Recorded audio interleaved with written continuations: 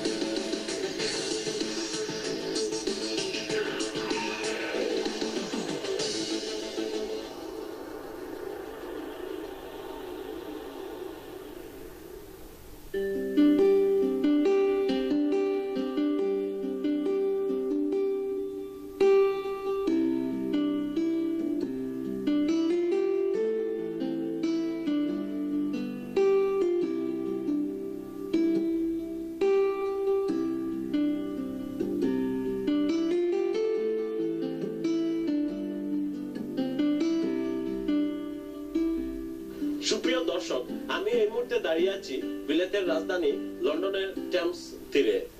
Thames নদীর উপকূলে অবস্থিত লন্ডনের ইতিহাস অনেক পুরনো। বিশ্বের বিখ্যাত কবি, সাহিত্যিক, রাজনীতিক, ব্যবসায়ী সহ বিশিষ্ট ব্যক্তিদের উপস্থিতি এই শহরকে সারা বিশ্বে করেছে আলোকিত। তেমনি অনেক ঐতিহ্য ছড়িয়ে ছিটিয়ে আছে লন্ডনের অলিতে গলিতে।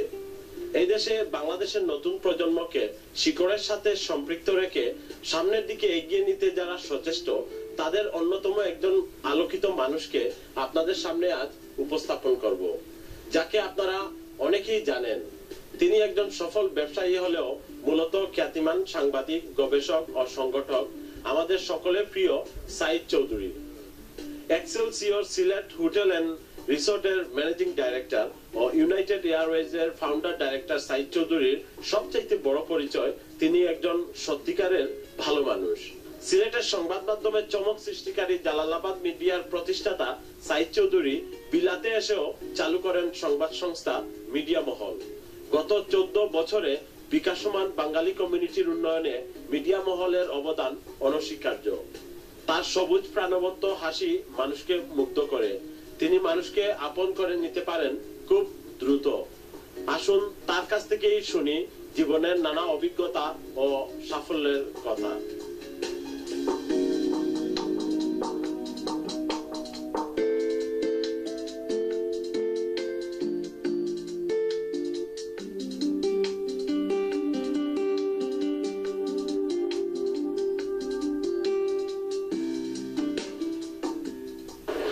আসলে আমি যখন বিলেতে আসি, তো আমার মনে হয়েছিল যে আমরা দেশে যে কাজগুলো করেছি সাহিত্য সংস্কৃতির ক্ষেত্রে, সাংবাদিকতার ক্ষেত্রে, এটা এখানে করা যায়। এমনকি আমরা লক্ষ্য করলাম যে এখানে আমাদের যে কমিউনিটি, এই কমিউনিটির জন্য, কমিউনিটির বিকাশের জন্য, গণ সচেতনতার জন্য অনেক কাজ করা প্রয়োজন। তো আমরা কয়েক বন্ধু মিলে উদ্যোগ নিলাম, একটা সাপ্তাহিক কাগজ করব। অনেক কাগজ, অনেক নাম আমরা চয়েস করলাম, ফাইনাল হলে ইউরো বাংলা। সাপ্তাহিক ইউরো বাংলা এখানে প্রথমেই আমরা বাইলিঙ্গুয়াল কাগজ হিসাবে যাত্রা শুরু করি, যাতে আমাদের নিউ জেনারেশন, নতুন প্রজন্ম ইউরো বাংলা থেকে আমাদেরকে, আমাদের দেশকে, আমাদের কালচার, আমাদের ঐতিহ্যকে জানতে পারে। ইউরো বাংলা আল্লাহ রহমতে খুব দ্রুত প্রচার সংখ্যা বাড়তে থাকলো এবং ব্রিটেনের গণ্ডির বাইরে আমরা ইউরোপের বিভিন্ন দেশে, ফ্রান্স, ইতালি, পর্তুগাল পর্যন্ত পৌঁছে গেলাম। একটা সময় মনে হলো একটা মাসিক কাগজ করা প্রয়োজন। সময় নামে আমরা একটা কাগজ করলাম। এই কাগজ করবার আগে সংবাদ সংস্থা মিডিয়া মহলে যাত্রা হয়। এই প্রতিষ্ঠানটি an independent news network and marketing solution provider company। আমরা এই প্রতিষ্ঠান থেকে আমাদের ব্যবসা বাণিজ্যের বিকাশের জন্য কাজ করেছি। 2002 সালে মিডিয়া মহলে যাত্রা শুরু হয়। প্রথমে সংবাদ সংস্থা হিসেবে আমরা কাজ শুরু করি, বিভিন্ন সংবাদ মাধ্যমকে আমরা নিউজ, ফিচার, লাইফস্টাইল দিতে থাকি এবং কিছুদিনের মধ্যেই আমরা আমাদের নিজস্ব একটা ম্যাগাজিন প্রকাশ করি, সময় নামে, মাসিক সময়। 2004 সালে মাসিক সময়টা বেশ সুনাম করে এবং বিভিন্ন জায়গা থেকে অর্থাৎ NRBs non resident Bangladeshis world wide তারা আমাদের সময় পেতে চান, কিন্তু বিভিন্ন দেশে পাখি এটা পুষায় না। একটা পর্যায়ে আমরা চিন্তা করি যে অনলাইনে চলে যাব এবং কিছুদিনের মধ্যে সময় 24.com নামে আমরা অনলাইন যাত্রা শুরু করি, যা আজও গৌরবের সাথে অব্যাহত আছে। তারপর আমরা মিডিয়া মল থেকে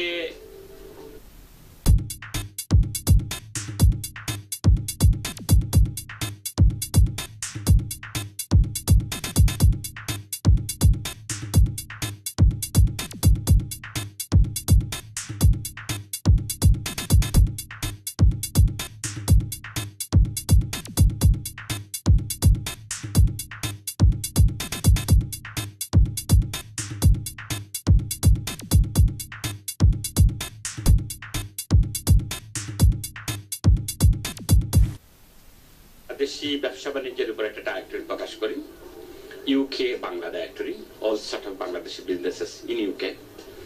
এটা আমাদের সমাজে অনেক বেশি সারা জায়গায় সমাদৃত হয়। মেইন স্ট্রিম কমিউনিটি বাংলাদেশি ব্যবসায়ীদের বা উল্লেখযোগ্য ব্যবসায়ীদের পাওয়ার জন্য এই ডাইরেক্টরিটা ব্যবহার করেছে। আর আমাদের লোকেরাও এক শহর থেকে অন্য শহরে একজন অন্যজনের সাথে যোগাযোগ করবার জন্য এটাই ছিল একমাত্র পাথেয়। এটা সাফল্যের পর আমাদের মনে হয়েছে যে আর একটা কাজ আমাদের করা যায়। আমরা ইউকে এশিয়ান রেস্টুরেন্ট ডাইরেক্টরি প্রকাশ করি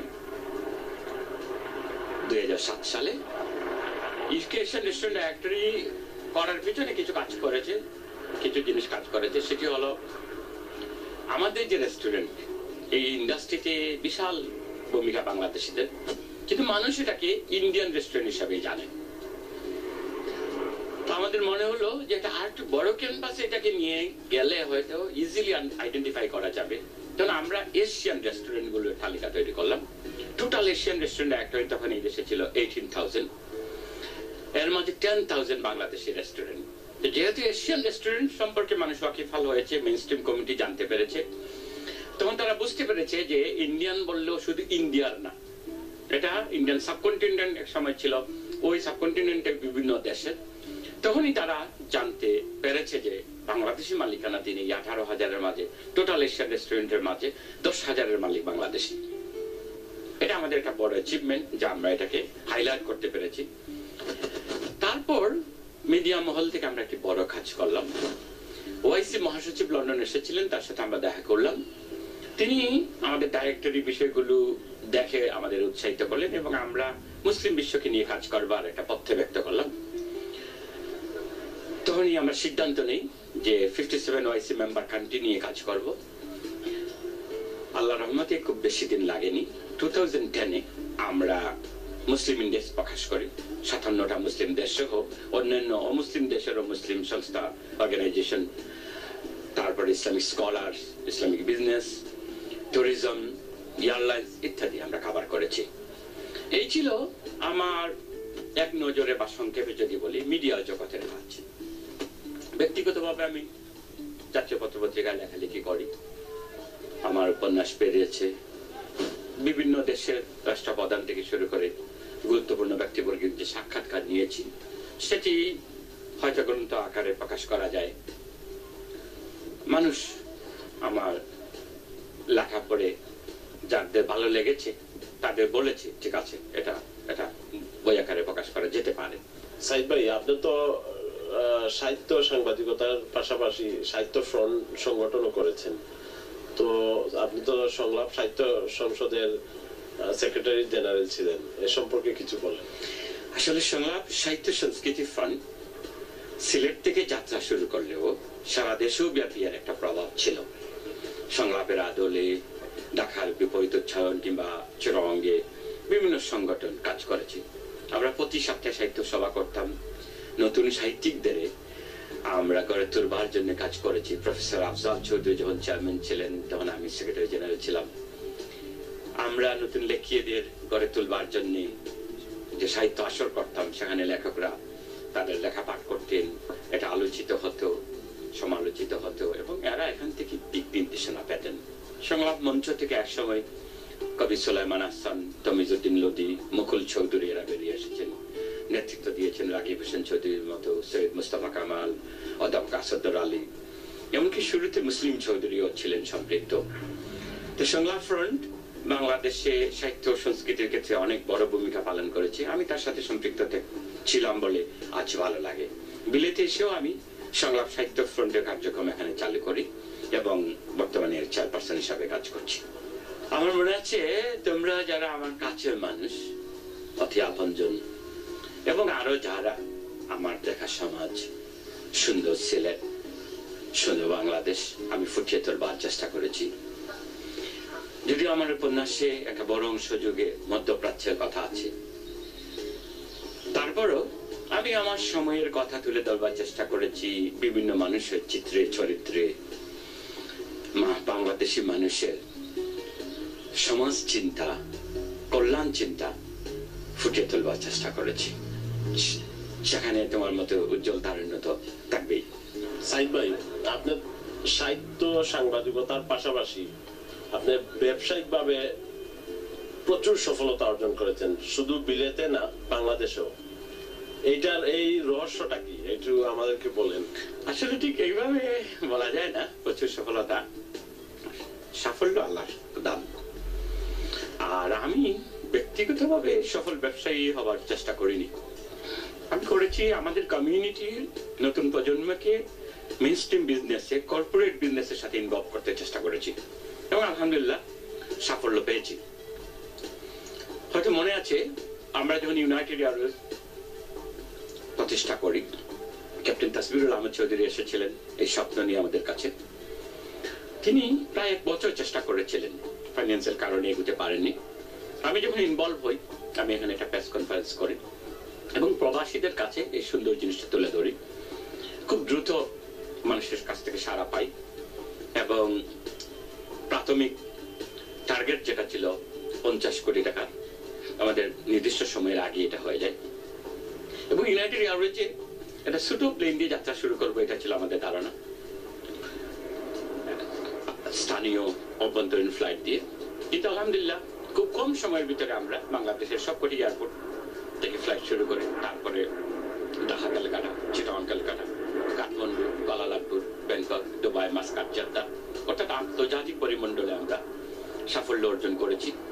এবং 3 বছরের মাথায় বাংলাদেশের প্রথম বেসরকারি বিমান সংস্থা হিসাবে শেয়ার মার্কেটে আমরা যাই এবং শেয়ার মার্কেটে খুব দ্রুত অগ্রগতি সাধিত হয় এবং প্রত্যেক বিনিয়োগকারী যে পয়সা বিনিয়োগ করেছে তার চেয়ে অনেক বেশি ইতিমধ্যে পেয়ে গেছেন। এটাই আমার ভালো লাগে। একইভাবে যদি আমি আমাদের নতুন প্রকল্পের কথা বলি, এক্সেলসিয়ার সিলেট হোটেল এন্ড রিসোর্ট, এটাও আমরা আসলে একটা গ্রুপ ভিত্তিক বিজনেস।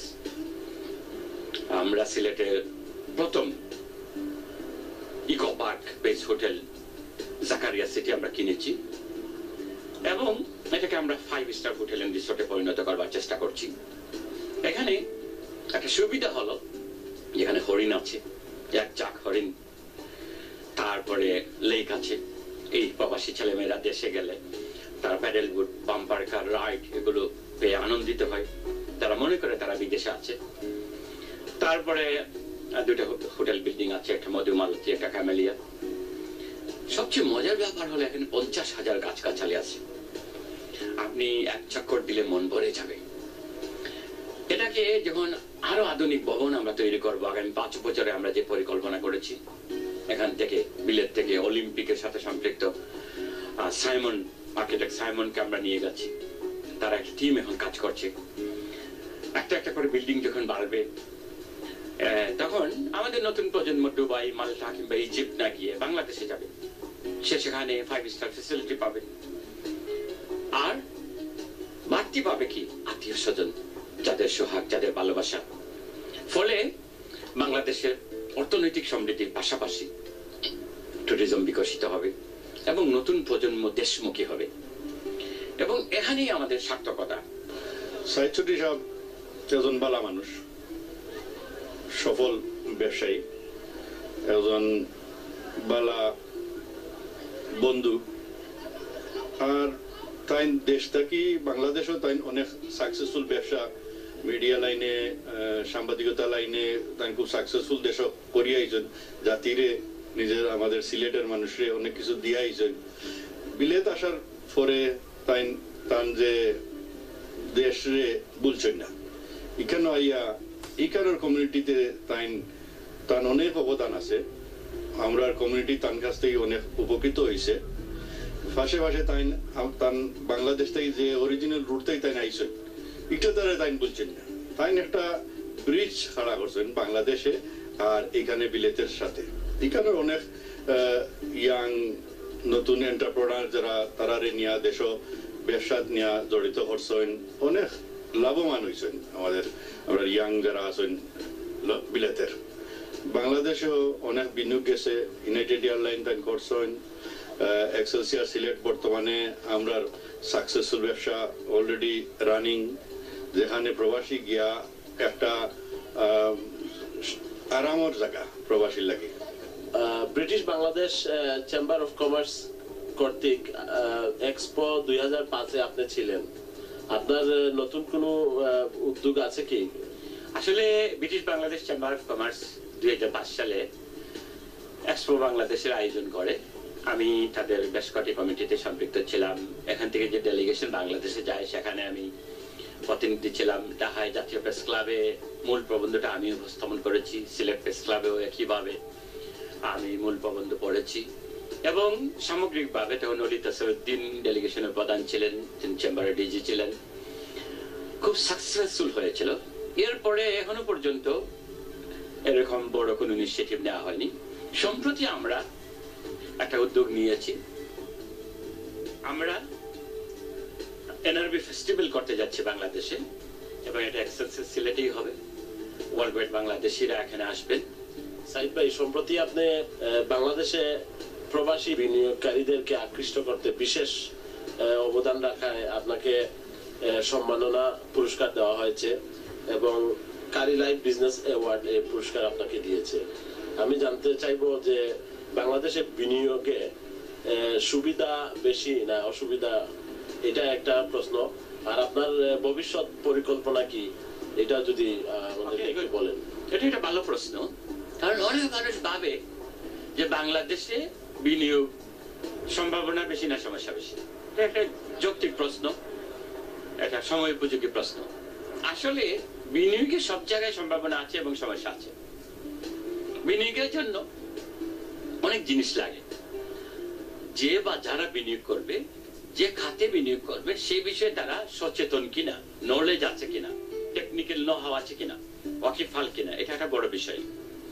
তারপরে যারা বিনিয়োগ করছেন তাদের সাথে যদি অন্য কেউ এসে সম্পৃক্ত হন যাদের মাধ্যমে বিনিয়োগ করছেন তারা ট্রাস্টওয়ার্দি কিনা এদের কোন ট্র্যাক রেকর্ড আছে কিনা এটা একটা বিষয় তারপরে যদি সেটা বাংলাদেশের মতো উন্নয়নশীল দেশে বিনিয়োগ হয় তাহলে বুঝতে হবে ওই দেশের ল এন্ড অর্ডার সম্পর্কে এই লোকগুলো ওয়াকিফাল আছে কিনা স্থানীয়ভাবে ইনফ্লুয়েন্সিয়াল পিপল কিনা এটা একটা বড় বিষয় আর এটা তো সত্য থার্ড ওয়ার্ল্ড দেশে প্রফিট মার্জিন হাই ব্রিটেনের মতো দেশে বা ইউরোপে এখন একেবারে আকাশচুম্বী একেবারে সর্বোচ্চ শিখরে পৌঁছে গেছে অর্থনীতি বাংলাদেশে আসলে শ্রমিক সস্তা প্রথমত তারপরে 16-17 কোটি মানুষ একটা ভালো প্রোডাক্ট মোটামুটি ভালো হিসেবে যদি পরিচিতি লাভ করে তাহলে দেখা যায় এটা যোগান দেওয়া যায় না অর্থাৎ চাহিদা অনেক বেশি আর আমরা যারা ইউরোপ থেকে গিয়ে বাংলাদেশে ব্যবসা করছি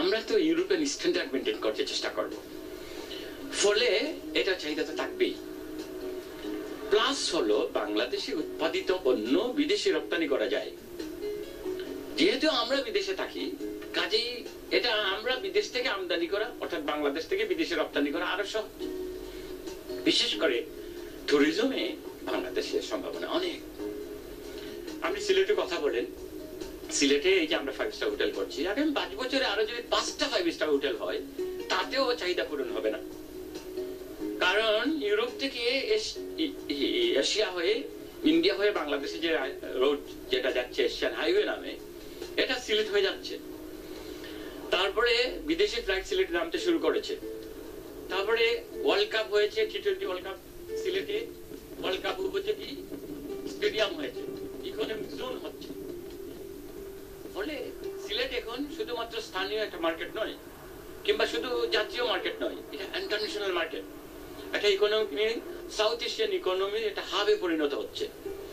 আসলে আমরা সিলেট যেদিকে যাচ্ছে সেদিকে সে অবস্থায় আমরা আসলে তৈরি নই, বরং আরো 3-4 বছর আগ থেকে 5 বছর আগ থেকে তৈরি হলে এখন ফায়দা উঠানো সম্ভব হতো।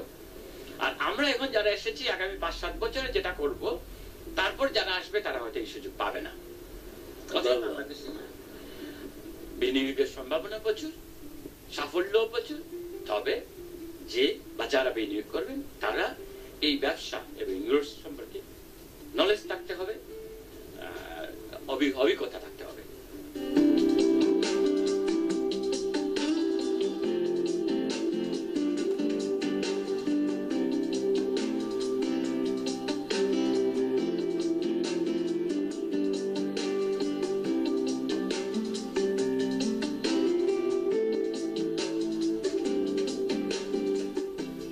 সুপ্রিয় দর্শক, শুরুতে যে কথাটি বলেছিলাম আশা করি এতক্ষণে আপনারা বুঝতে পেরেছেন।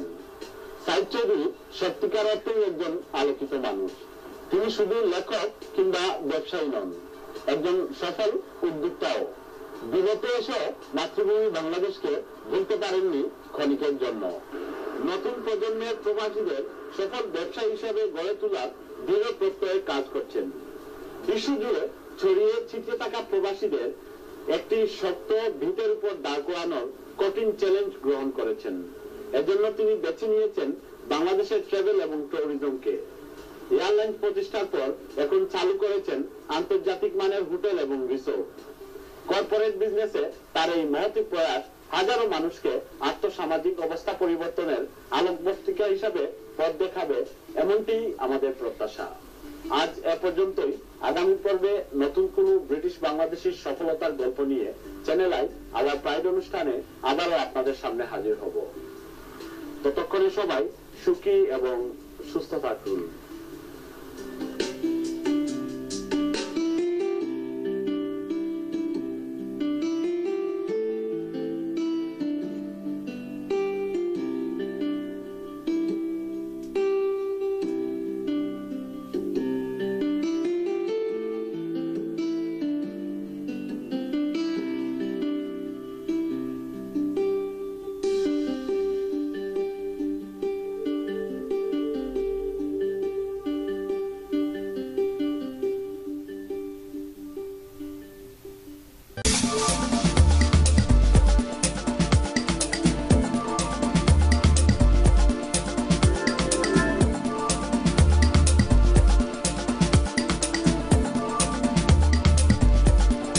আপনি কি একজন ব্রিটিশ বাংলাদেশী?